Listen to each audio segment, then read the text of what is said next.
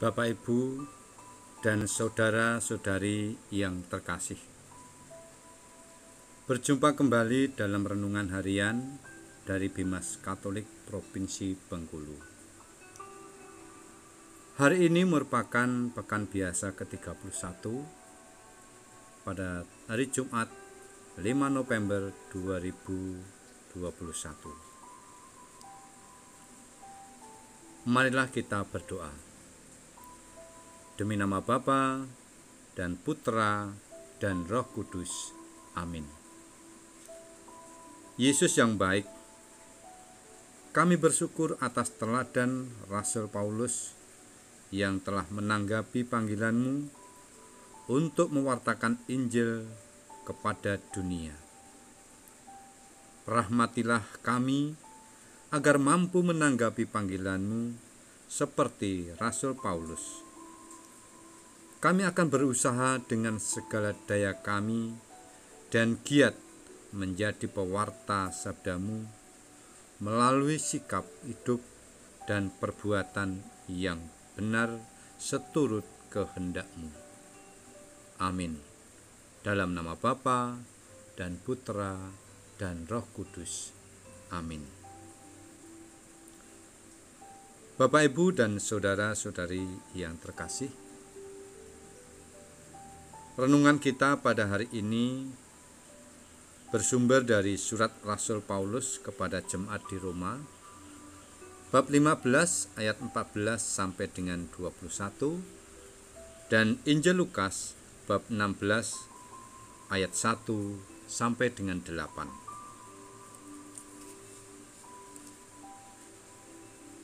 Saudara-saudari yang dikasihi Tuhan, Rasul Paulus sangat tegas meyakinkan kepada jemaat di Roma bahwa mereka penuh dengan kebaikan dan segala pengetahuan, dan berpesan agar mereka berani untuk saling menasehati. Bisa dilihat dalam Roma bab 15 ayat 14. Pernyataan Paulus ini bukan sekedar untuk jemaat di Roma, namun termasuk kita yang membaca, yang merenungkan, bahwa kita juga termasuk orang-orang yang penuh kebaikan dan pengetahuan. Melalui kebaikan dan pengetahuan yang terus-menerus kita hidupi, sehingga menjadi pribadi yang cerdas dan cerdik. Saudara-saudari yang dikasihi Tuhan, yang perlu kita renungkan adalah bagaimana kita mempergunakan kecerdasan, pengetahuan, maupun kecerdikan. Bagaimana caranya agar hal tersebut mampu menyelamatkan diri sendiri, orang lain, dan memperoleh hidup yang kekal.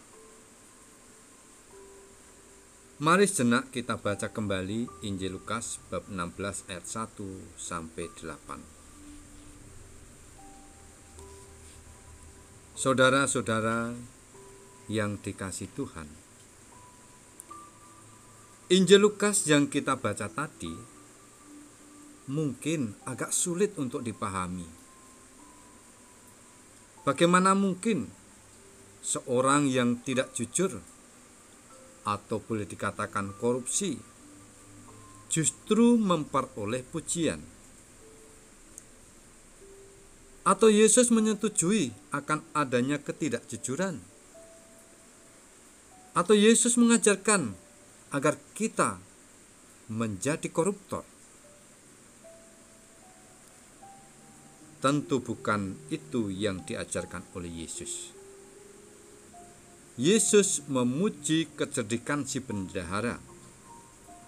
Si bendahara itu menyadari bahwa ia adalah orang yang berdosa. Namun ia memiliki akal agar masa depannya itu terjamin. Si bendahara itu meminta atau menyuruh orang-orang yang berhutang kepada tuannya untuk menuliskan surat hutang yang lain yang lebih rendah dari yang seharusnya. Bahkan ada yang hutangnya dikurangi hingga setengahnya.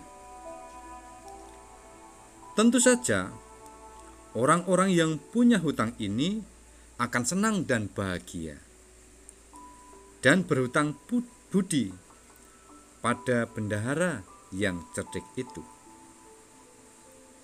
Jika suatu ketika si bendahara mengalami kesulitan atau dipecat dari pekerjaannya sebagai bendahara, mereka akan menerimanya ke dalam rumahnya.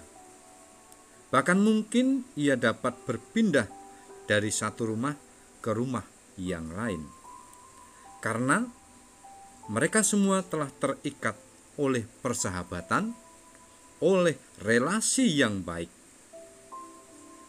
Bendahara ini benar-benar cerdik. Ia sangat mengetahui cara menjamin masa depannya pada saat yang sangat sulit dalam menghadapi hidupnya nanti. Saudara-saudari yang dikasihi Tuhan, sebagai seorang beriman, perlu kita belajar dan meniru, meneladan kecerdikan si bendahara dalam mencari hidup dan masa depan yang lebih cerah. Demi memperoleh masa depan yang kekal, perlu perjuangan, perlu usaha keras untuk memperbaiki relasi dengan sesama, dengan semua orang. Bahkan lebih penting lagi, memperbaiki relasi kita dengan Tuhan. Setiap orang yang beriman harus berjuang keras agar memperoleh jaminan hidup kekal. Setiap orang beriman berusaha lebih kuat, lebih giat agar relasi dengan sesama, dengan tetangga, teman-temannya itu menjadi lebih baik lagi. Dia tidak mengambil keuntungan dengan menggunakan cara-cara yang keliru, namun memberikan perhatian dan tindakan kasih kepada yang membutuhkan, kepada yang lemah dan menderita. Selain membangun relasi dengan sesama, juga memperbaiki relasi dengan Tuhan, yaitu dengan merayakan sakramen-sakramen atau perayaan kudus dengan hati yang kudus dan suci. Tuhan memberkati. Amin.